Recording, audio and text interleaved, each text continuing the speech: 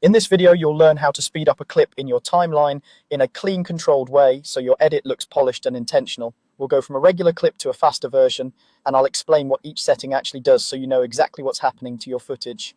Let's start with your timeline already open on the edit page and your clip placed where you want it. Find the clip you want to speed up in the timeline. This can be any video clip that's already sitting in a track. With your mouse, move over that clip and right-click on it. A context menu will pop up with a list of options related to that clip. From this menu, look for the option labeled Change Clip Speed and select it. When you click that, a dialog box will appear. This is where you'll control how fast your clip plays. You're not trimming or cutting here, you're changing how quickly the existing frames are played back. Inside the Change Clip Speed window, you'll see a field for speed, usually shown as a percentage. This percentage tells the software how fast or slow to play the clip compared to its original speed. 100% means normal speed, exactly as it was recorded. If you increase that number, the clip becomes faster and its duration becomes shorter. To make your clip play faster, click into the speed percentage field and type a higher value.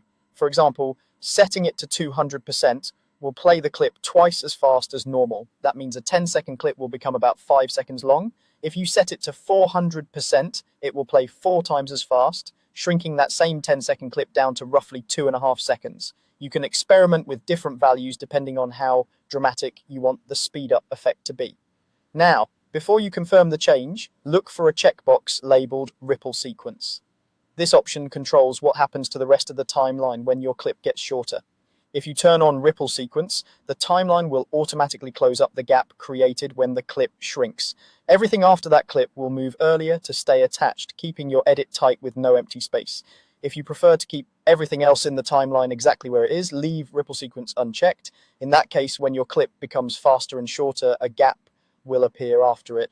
This can be useful if you want to maintain the timing of music, voiceover, or other clips that follow, and you plan to manually adjust the gap later.